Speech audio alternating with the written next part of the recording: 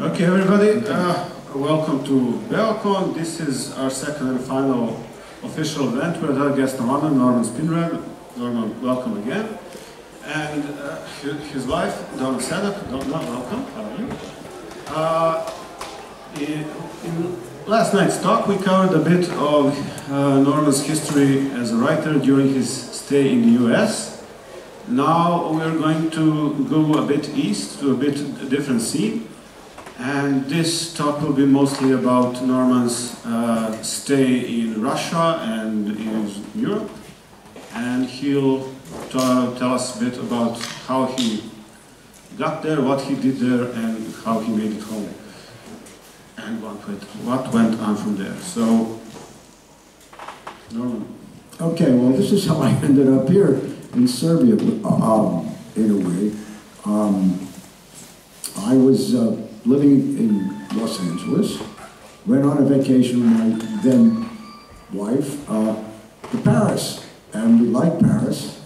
This was in early Gorbachev days, and I was really interested in what was happening in the Soviet Union then. I thought it was a very important thing. Yeah, those were the times that they were opening a bit more to the West. Well, they weren't exactly opening to the West. They were opening themselves up. Yeah. They didn't really care that much about the West, and it turned out that they got screwed. But so we went to Paris for vacation, came back, and I got the idea to write a novella about that called La Vie Continue, and that was also the English title, in which I was a character myself living in Paris.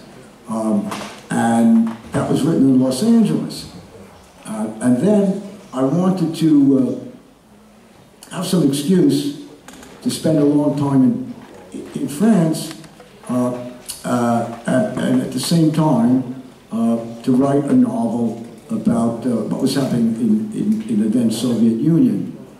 So I got a contract to write Russian Spring in Paris. Although the novel is called Russian Spring, most of it takes place in Paris, but part of it takes place in Russia. So I had to get into the Soviet Union to do research for this novel, which wasn't so easy at the time. In fact, it wasn't easy at all. I, at that point, was the president of something called World S. Well, actually, before that, I'm trying to remember. No, before that, I was the president of something called World SF, and we were having I was then living in Paris, I think. Anyway, it's all complicated. I'm a citizen of the world, but I was living in Paris, and I was in Budapest, and I met, I was writing Russian Spring, but I hadn't gotten into Russia yet. I met a publisher. Well, not a publisher. At that point, he was willing to be. Well, he was a Russian publisher. He was a samizdat publisher, and he was out. I met him in Budapest, where he said, "Oh, I'm now at last allowed to be in a free country," which was then Hungary. So I made the arrangement also to publish the book in Russia. The first time that this sort of thing has been done, to publish it in Russia first. But in the meantime, I'd written 2 drafts of the book without ever getting into Russia. Finally, I got into Russia through the Writers' Union. At that time, I was the president of World SF, and it was all kind of political stuff with the KGB and all that kind of crap. Finally got in there in the dead of winter. And that was my beginning. That, Budapest, and that was my beginning with what I call the Wild East, because after the Wild West in America, because everything was going on everywhere. The Soviet Union was opening up. There was a world convention, World Science Fiction Convention in Das Haag in the Netherlands, where for the first time there were people from the East coming to the West. And they really didn't know what was going on.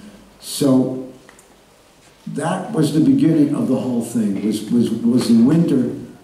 I think it was 1989, it must have been. Yeah, I think the WorldCon. 1989. Yeah. The WorldCon was in 1989. And so that was the beginning. In order, I had a car, we rented a car in order to drive around to see, to see what we could see. And we wanted to go to Prague. But in order to go to Prague, it was very hard to get a hotel at that period. It was all crazy. So in order to go to get a hotel room in Prague, I had to promise somebody who later turned out to be the arms distribution guard for Czechoslovakia. I didn't know that at the time. He was also a publisher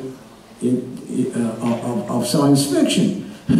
So in order to go to get the room in Prague, I had to agree to going to Slovakia. At the first thing that they had a science fiction convention there, they had no idea what it was. They had a Star Trek thing that was pirated and with a voiceover in German with Slovakian subtitles, and it went on from there. So the people ask me why I stayed in Europe as a writer. And what I usually answer is that Europe, for me, was not just like for a science fiction writer, or writer in general, but particularly for science fiction writer writing about the future, writing about other worlds, that Europe was not just another world, it was another solar system. You had big planets like France and England. Well, England is not exactly part of Europe, or so they think. France, Germany, Italy, and then you had smaller moons. This is one of them. Serbia, Montenegro, which I've never been in, but Slovakia, which seceded from Czechoslovakia. This is at the time that Germany was being reunified, and that was totally crazy. Because we spent time, again, at another convention in East Germany, where people coming from West Germany, and they had no idea where they were, that was another world to them too. One of the reasons, I had to help a West German get back into West Germany from East Germany, because I knew more about East Berlin than he did, because I had been there before. At this point, there were streets and metro stations that had no names, because the previous names were things like Rosa Luxemburg and Lenin and stuff like that, and they were tearing it all down. It was fascinating, it was crazy, and it was much more interesting just on personal grounds, but also on literary grounds, to stay in Europe, and that's how I stayed in Europe. Then there was 9/11, which I had been back in the States with Donna, and then she came back to France, or we came back to New York. Now we have settled in Paris, and in the last month we've been in 4 different places. We've been 5 different places if you count Paris. We've been in Paris. We were in Barcelona the day of the tragedy, the day of the terrorist attack. We just came back from Nantes for the Utopials, which is the biggest and best science fiction event on the planet. And before that, we were in Rennes doing a short film presentation where I was the president of the jury. When people ask me whether I'm a political refugee, and that's why I'm in France, It's not yet. I didn't leave the United States because I detested the United States and had to flee. Rather, it was positive. We came to Europe because it was more interesting to be in Europe. And as a writer, this is where things were happening. And that's how I can, I also, well, there's so much of this stuff. There was a man named Ian Hobana, who was a Romanian fan, supposedly, and this is under Ceausescu, and they somehow allowed he somehow was able to go to the West and go to these conventions. When Ceausescu fell, and he dressed like, you know, like fans or something. No, he dressed in that silvery, cheap KGB suit. And when Ceausescu fell, he came out again, and he was dressed like for the Polo Lounge in Hollywood. And I said, I see you've changed your image. He said, yes, those who adapt survive. And now I'm an agent, I'd like to represent you. And I said, okay, I'd never been to Romania, I'd never had anything published in Romania, and neither did anybody else really, unless it was pirated. And they couldn't pay in anything but their own currency. He said, okay. He proceeded to sell 17 books. And I kept going back and forth in Romania. It took me 2 trips to Romania to find out that Ian Hobana had been the commissar of the Writers' Union, which made it easy for him to sell these books. And so I've gone back and forth. I know Romania pretty well. Where else? We've been in Italy, Don and I together, which is another story. It was a sort of a Star Trek convention in which I was partly Star Trek and partly a novelist. Where else? We were in Yverdon-sur-Marne in Switzerland for another event like that. We've been all over the place. And what I found here is, like here in Serbia, as an American, we don't really know this. Americans don't really know the story of the backstory of anything that is happening in Europe, really, and not even the front story. It's much more complicated, and in that way, much more interesting. I always think that the European Union was a great thing for Western Europe in particular, because it stopped, you know, several thousand years of endless tribal warfare. And in fact, up until recently, that was true. And the Russian Spring, which is not just about Russia, it was the future of the European Union, in which Russia ends up in the European Union. Now, of course, it has become a alternate reality story. And it was also about,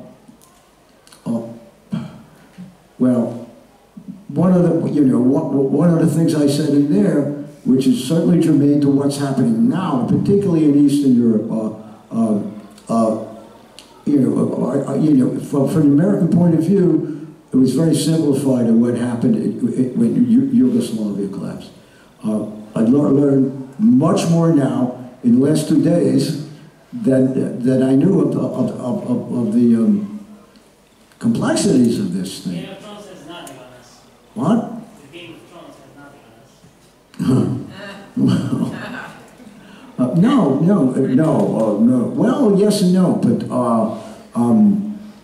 in a sense, that kind of science, that kind of fantasy fiction is all about that, or vice versa.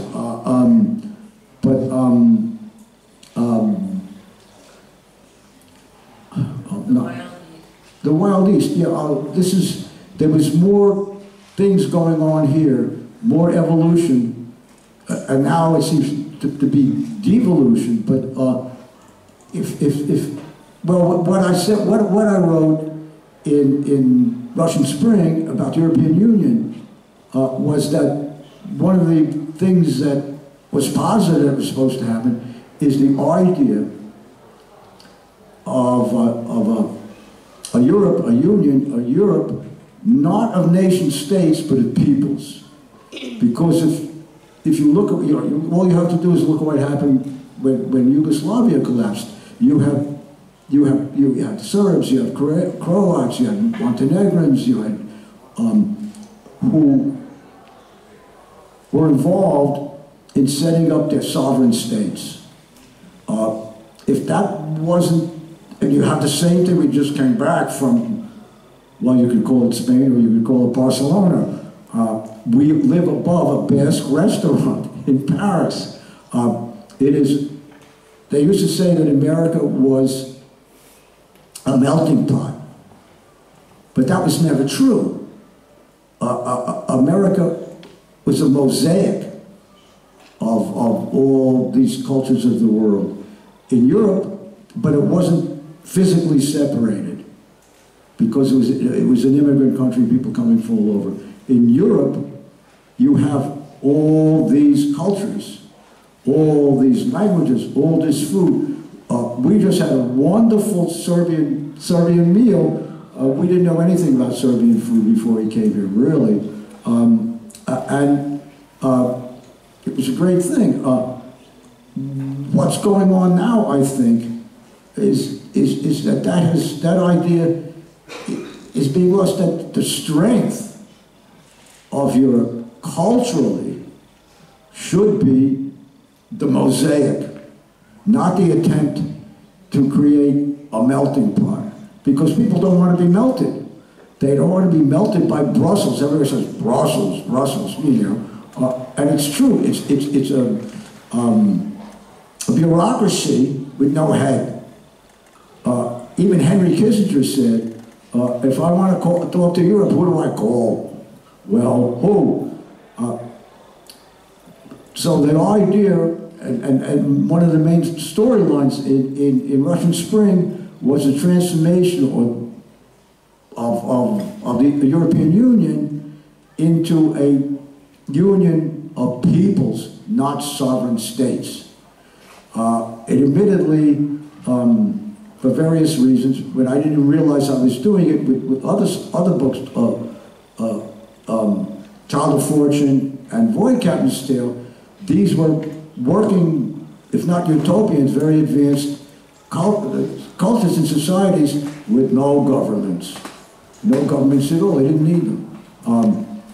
So that, I think, at least for me personally, well, sometimes, as an American, I had two versions of Europe, at least when I first came here. One is that I felt like a colonial coming into a much more sophisticated culture. On the other hand, I also sometimes felt like the only adult in a sandbox full of kids fighting with each other. And I think both things have become true now. I don't know how much more I'm going to write about this, but I think the strength of Europe is the thing that people now think is the weakness of Europe. If various cultures could accept the benefits of being part of this mosaic, a lot of problems would evaporate. It's the sovereign states who doing power games against each other. It's the social and tribal and ethnic and cultural subcultures that are fighting, in some extent, to be sovereign states. Get rid of sovereign states, and you don't have a problem. You have one overall union that takes care of the stuff that has to be taken care of, and everything else is on a level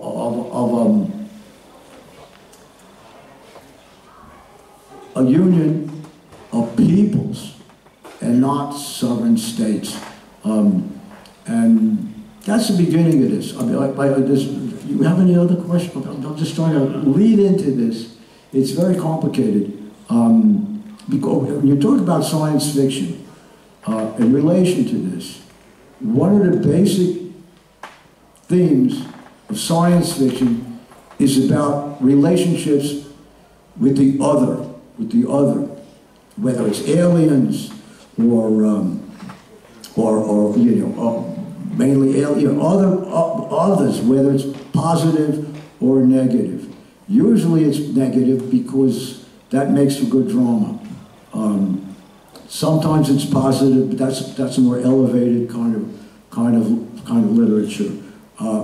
And I think the history of Europe, the history of the world, is the history of the confrontation of different cultures. I also wrote a book called Mexico, which was about the Spanish conquest of Mexico.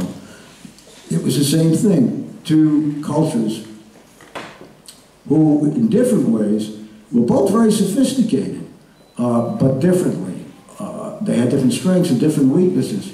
And I think that a lot of science fiction is about that sort of thing. First Contact, Star Wars, or much more positively, Star Trek, where it's very interesting in terms of Star Trek. Gene Roddenberry really had an idealistic view of going to meet new civilizations and we have gone before. And the interesting thing about the evolution of Star Trek, one of the things over the past 50 years, I wrote Doomsday Machine, and they just did the 50th anniversary of Doomsday Machine. I don't know how that makes me feel. But the Klingons began as the evil, as the evil enemies of the Federation, and now there are whole Klingon dictionaries. The Klingons were accepted, and I think this story, this kind of story, is central to good science fiction, and is relevant to the present day, and not just to the present day, but to the history of the entire planet. Which is why it was the same thing with with the Druid King. You had the Romans and the Gauls, and eventually that became France. And I think there is a similarity between the central story of science fiction and of history of our species, which I never really thought. I didn't think this way till I was living in Europe, because America is a whole different situation. And well, you have another question? You're mentioning Druid King. It was based on a film. Can you tell us a little bit about it? Yeah, it was based on a film, a terrible film. I was involved in writing seven versions of this film, which was shot in Bulgaria. It was shot in Bulgaria. It was supposed to be shot in Romania, but the Romanian army wouldn't wear the costumes of the Romans, so it was shot in Bulgaria.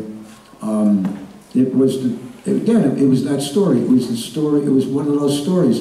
It was the story of a conflict between Julius Caesar and Vercingetorix. My third version was really of the script was really the best version. I was told that by a very good friend. The movie came out. It was very bad, and my friend Richie Shore, who got me involved in the whole thing in the first place, told me, "No, you got to write a book. You got to turn this into a book. You don't want to lose. You cannot lose this." I said, "I don't want to do that. I never do that." when I read the first, but you know, when I read what I had written, I said, yeah, he was right, I got to do this. So that's why I wrote the book. And that's why also, the title of the book, The Druid King, is not the title of the movie either in French or in English. And that's why I wrote that. It's the same kind of story. It's the same kind of story. Can you tell us a bit more about Osama the Gun? It's a complicated venture, which barely got published with difficulties back in the U.S. Well, you want to say anything? Yeah. One of the things that interests me most in Norman's writing and what he's spoken about is the other. He recently wrote an article, I believe, for Asimov, where he wanted to use the word crucifixion to describe how the Americans used a word to alienate human beings from human beings, and giving them this word, slope stinks. And the magazine wouldn't allow it. They thought it was politically incorrect. They made him use another term, warmification or something like that. But what you've been talking about is how there is a separation between those and the other, which enables combat rather than communication. Well, what I was starting to talk about was what actually happened. We were in New York, right close up at 9/11. And Libération, French newspaper, asked me to write a thing about it. And then a year later, they asked me to do a second thing. And people kept saying to me, when are you going to write a novel about this? And people were writing novels about it, but the novels were about how they felt experiencing what had happened. And I really wasn't interested. I said it's too early to write this book. But then, what came to me was, the book had to be not written about 9/11 per se, but about the consciousness of the kind of people of jihadis who do that kind of thing, and why, and Islam. And so there's a line from a Stone song. No, wait a minute. No, it's just, Sympathy for the Devil.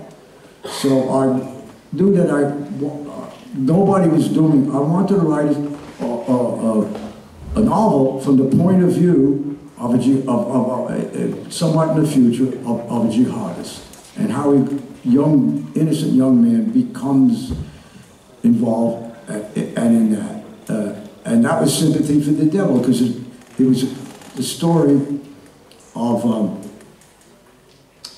how a young man becomes a jihadist and all of that, but remains a sympathetic character.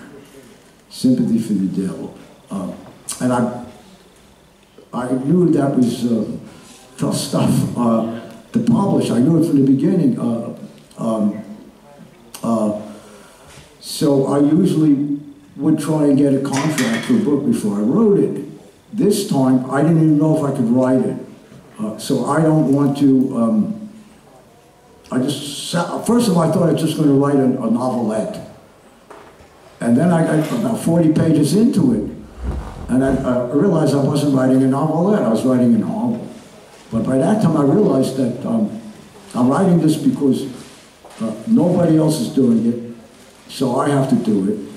And there's a good publishing reason why nobody else is doing it. So when I finished the book and tried to sell it, I got one classic rejection where the editor, the publisher said, we're not going to publish this, and no other American publisher will touch it with a fork. And they didn't. Meantime, I was able to publish it in French. It was published in French long before it was published in the States. It finally got published in the States in a small press last year, or maybe it was this year, yeah. No, yeah, it was the beginning of this year. Because it was politically hot potatoes. But because it was hot potatoes, that's why I felt it had to be written. And I knew I was I knew I was going to be in trouble with this thing. I had no illusion about that. I didn't try and get a contract to write this thing because I knew I would never get it. I thought, you know, I would have a chance to sell it afterwards. But the politics of it were poisonous like that. So that's what happened with that.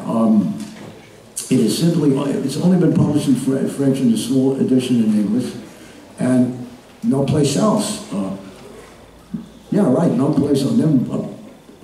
Never been published in Germany, never been published here, never been published in Spain, where I've had a lot of things published. It's still, it's probably more controversial than ever it was. This is written before what was going on in Syria and Iraq and all that stuff. So that's the story of Osama the Gun. And again, it was to make to talk about the difference between a sympathetic personally sympathetic character who commits what we would consider, you know, hideous political crimes, terrorist crimes, without really even wanting to get into that initially. And also, because there's a big part of it that takes place in the Hajj, which is a whole other story. That Islam itself is not the same thing as Middle Eastern politics. It's involved in it, it certainly is, but it's simplistic to not make a distinction between Islam as a religion and Islam as a fascist political monstrosity as it is in the Middle East. And that's the other thing that I don't think, at least certainly people in the States, and even more so now, people in Europe don't want to hear. Do you think that the years you spent writing in science fiction, writing about the other, has been helpful to you creating a sympathetic character in Osama? Yeah. Because for me, the central, what makes science fiction? The word is wrong. It's speculative. Speculative fiction is a better description. It doesn't have to take. It doesn't necessarily have to be about science or technology. But what's more central is how the external surround affects human consciousness and how human consciousness affects the surround. And most good science fiction, speculative fiction, is about that one way or another. And even the historical fiction that I've written, you know, Mexico or The Truant King, is also about that. It's because that is, you know, that's what's central to this kind of fiction, I think. So being experienced in writing that kind of fiction, I think made it, I would say easier, but maybe easier to write something like Osama the Gun, or even the Mexico, or Vercingetorix. I mean, the Truant King. Yeah. So I think that things are in some ways the same on a literary level like that. I think that your fiction invokes consciousness and a sharing of consciousness as alien as it might be, rather than war, opposition, murder, death, trying to understand the other and achieve a consciousness that's sympathetic, if not accepting, but will enable us all to evolve and enlighten. His book, People's Police, you know, the situation that's happening in the United States with Black Lives Matters, with Antifa, with the police situation. This book offers a situation, a way to approach the violence and bring about a new consciousness and a working together of the police with the people. And I think that's your approach to the other, is a sharing of consciousness and understanding. Well, basically, if you're writing fiction about, you know, contact with the other, whatever the other is, you can only do one of two things, really. The other can be viewed as the enemy.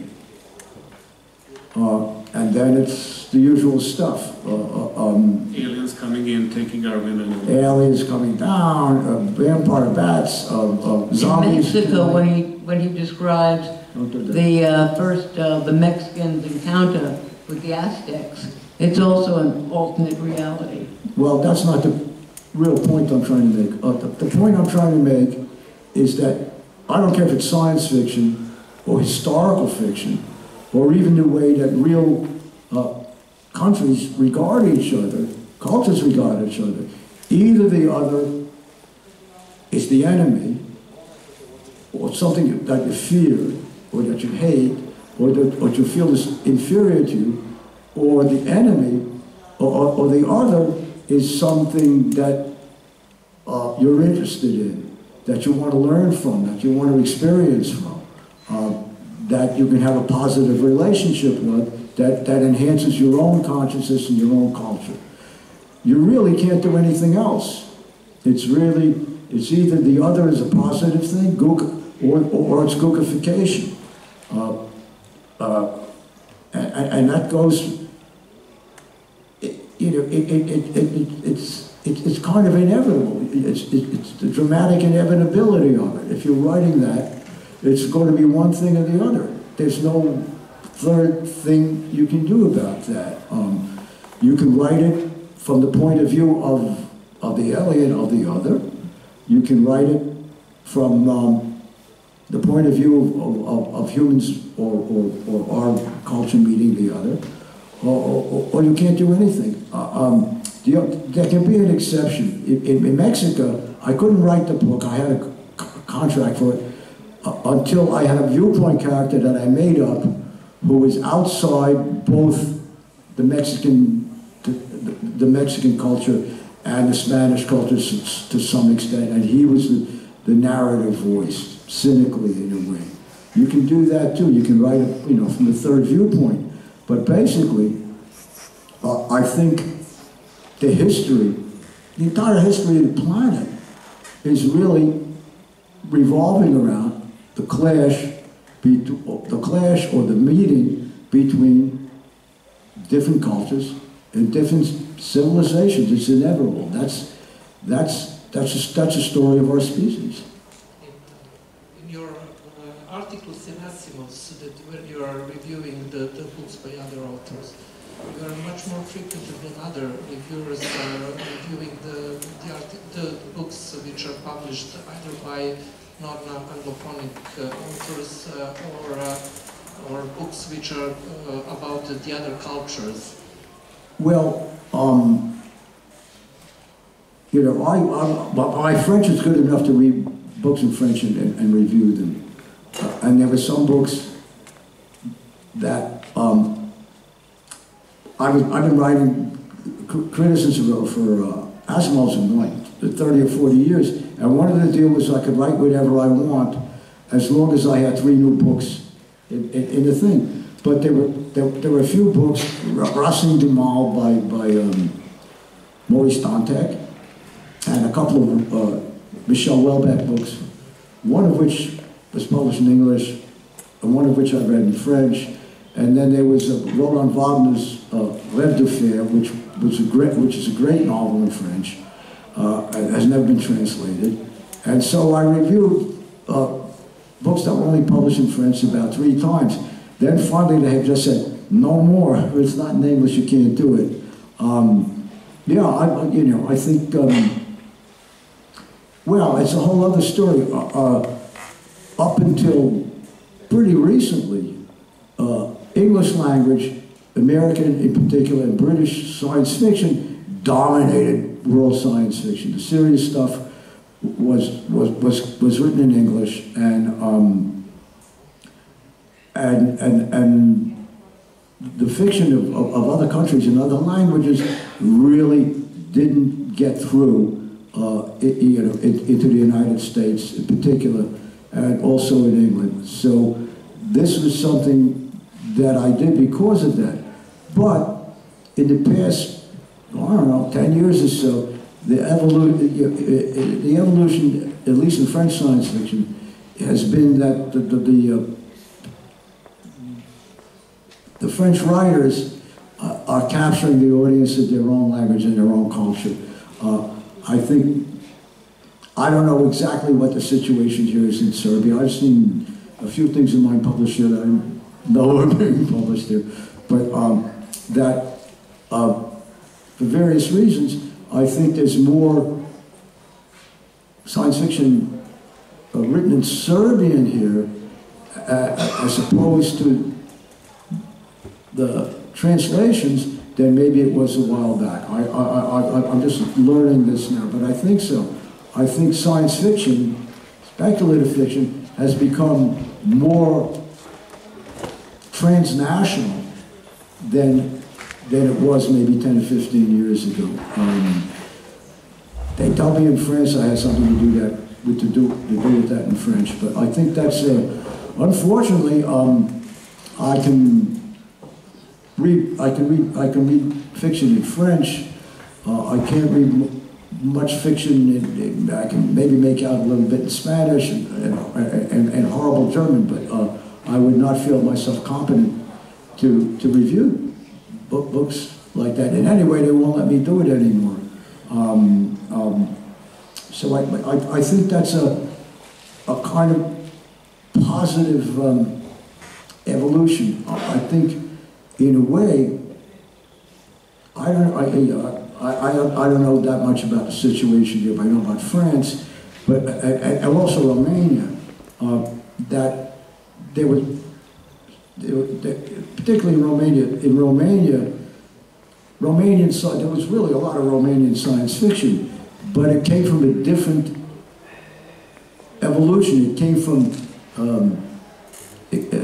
experimental fiction. It came from also political fiction, where you could say things that you couldn't say up front if you made it on another planet or something. Same thing, of course, in Russia. And I would imagine there might have been something like that here too, under certain periods. Certainly in Romania, certainly here, certainly in Czechoslovakia, certainly in Russia. And in the end, I think that it's a positive thing, although maybe a hardship for the writers, that they get more of an audience for their own stuff in their own language than for everything that's being translated from English. This doesn't exactly make money for me. I think, and I understand why, that I'm published in about 15 or 16 languages. It's a little bit more difficult to do that now for economic reasons, because it's cheaper for the publishers in these countries not to have to pay for translations, which are expensive. So I think the next step would be, and I don't know how to do it, to find some ways for the fiction written in other languages to find an audience in English-speaking countries. It's very difficult. You have something to say about that? Oh, but don't I know how to do this. Don't do this. Where was I before I was interrupted? I don't know. Don't do that. Is it more difficult today to write science fiction than it used to be? Writing it is the same thing. It's a question about publishing it. Do you think science fiction used to be much more in the vogue of the time? Let's say during the moon landings and stuff. No. No. Was it more acceptable then than it is now? No, it's the other way around. And then I guess we should do some questions from the audience. It's the other way around. What happened was, with Star Trek and Star Wars, that science fiction now dominates film and television stuff like that, and then it leaks over into books that are copying that or that are franchises of it, so that science fiction is more popular than ever it was, but the stuff that is popular is cynical crap. Okay, question? It's not working. No. I have a question. We didn't talk about this last couple of days. Since you've been following as a sort of from the inside the publishing history for the last 50 years or so, how do you see it evolving? Where do you see it now in 2017 compared to, let's say, 20, 30 years ago? And how do you see it in the future? The publishing of science fiction. I don't quite understand the question. I just not. Okay, how do you see it evolving now, as opposed to what it was a couple of decades ago, and where do you see it in the future? The publishing models in science fiction. Well, I think science fiction films and television and video games, it's completely dominated. That stuff is completely dominated by science fiction. Well, what they call, or sci-fi, whatever you want to call it. The literary quality of it is not very good. There's probably as many good books published, maybe, as there was, but not more. It's become a genre, a series of franchises, a Disney, a lot of bad stuff. It's like what the Gresham's law about how bad money drives out good money, and that seems to be what's happening. What the future of it is, I don't know. This is all. Then we get into a whole question of media and stuff like that. So it's very hard to predict the future of that. But I think that it's possible that if it becomes more transnational, there will be a kind of a creative renaissance in literary science fiction. Right now, it's much more popular than ever it was. There's much more money involved. In one of your articles, you make distinction between the science fiction and sci-fi. Yeah, well, sci-fi is a genre. It's no longer, even the way the publishers do it. Sci-fi is a genre. It includes fantasy. It includes science fiction, speculative fiction, alternate history fiction, and all kinds of things like that. Sci-fi is a brand. It's a brand of what the publishers and the movies are selling. Science fiction, and again, it's a bad. I don't. That word is inaccurate. It's really speculative fiction. It's really simple, sort of. Fantasy, in order to be fantasy, has to have an element in it that's impossible. If there isn't, it's not fantasy.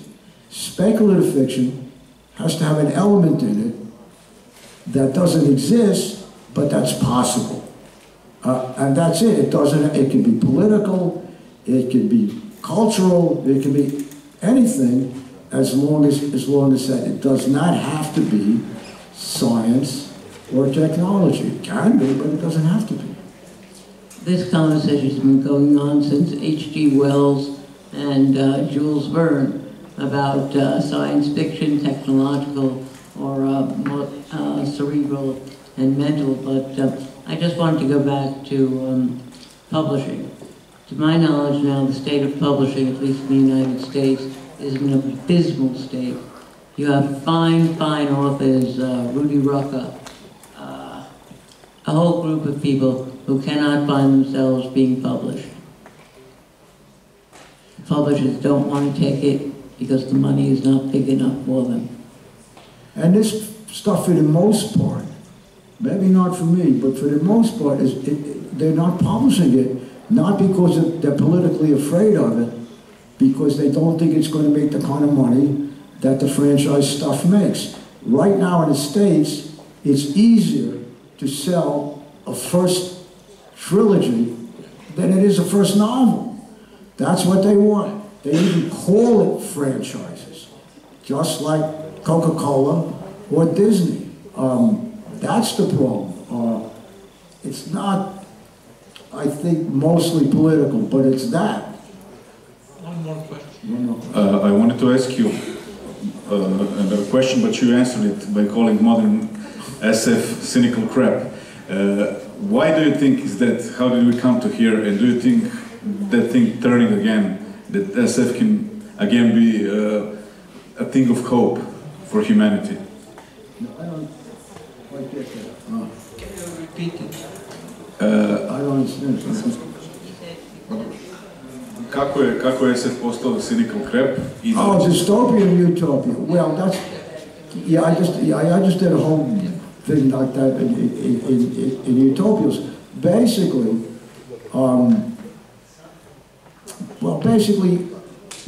utopias are usually boring because you have to have a dramatic conflict to have a novel,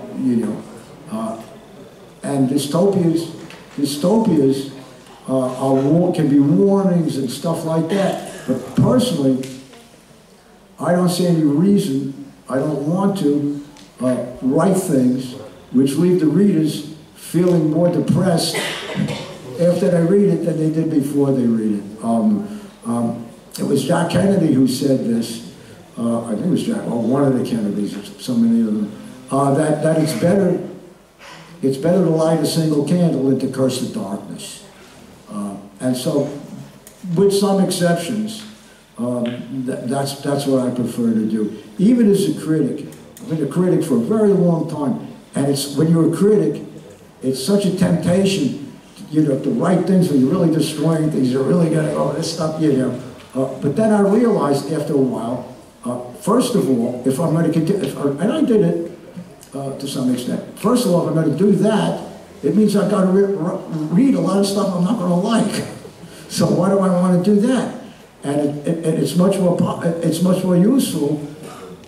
It's useful sometimes to tell readers that don't read this stuff because it's lousy, but it's much more useful to the readers to tell them that they should read something because it's good.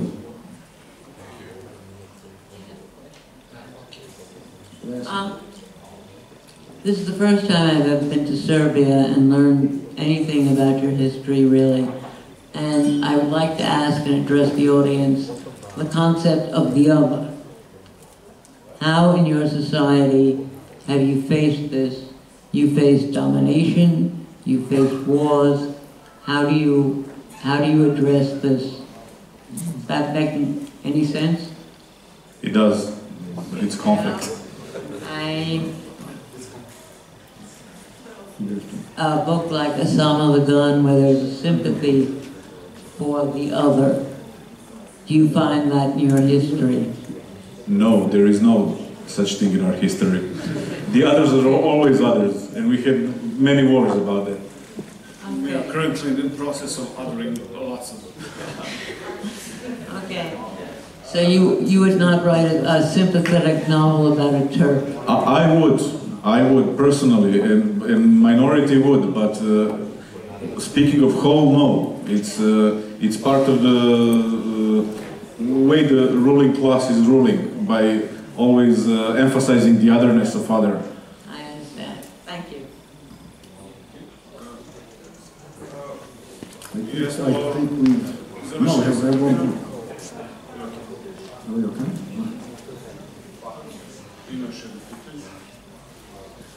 The others acted on us. The others acted on us from various sides. And how they affect us is how we see them. So, for instance, you live where you live, and there comes an invasion. 6 o'clock in the morning, no, 4, 5, 6 o'clock in the morning, bombs begin to fall. It's an invasion. April 1941. What do you think of the others, and what do you think we can think of the others after such a morning? So, if there is a feeling of being threatened, that's because of what happened over the centuries. Now, this is a mid-of-the-road house, sort of place where Asia and Europe talk, meet, clash, attack through the centuries for 1,000 years and more. And of course, our view had to be formed by experiences. Well, look, not to get too simple-minded about this, in a kumbaya fashion, there is such a thing as evil. There is such a thing as evil. And there are some wars that have to be fought against evil. I think it's pretty obvious that Nazi Germany was doing some very evil stuff and all over the place where it could, and it had to be stopped. So sometimes the other, in some kind of in a moral sense, however it happened, is in fact evil. It is in fact destructive in evil and must be combated. I don't want to leave saying that there's never an evil other. There is sometimes. That's one of them. And sometimes it really is a moral question. If it's an economic question, if it's a religious question or something like that, that's one thing. But when it's major evil, it does. I am by no means a pacifist about this kind of thing. There are situations where that's what you've got to do. Even what happened after 9/11, the Americans had to do what they did initially in Afghanistan and go after people, go after Al-Qaeda that killed 3,000 people on American soil like that. And then it becomes, but that should have been the end of it. Then it becomes ambiguous, it becomes this, it becomes that, it becomes confusing. But we should not leave this, I don't want to leave this with saying that there's no such thing as what most sane people would regard as evil. And that kind of evil, destructive evil, has to be combated by whatever means necessary.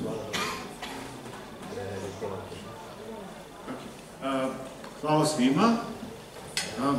Evo, nastavljamo program dalje, a mi smo tu još neko vreme. Ako neko želi nešto da se potpiše ili nešto slično, bit će gore na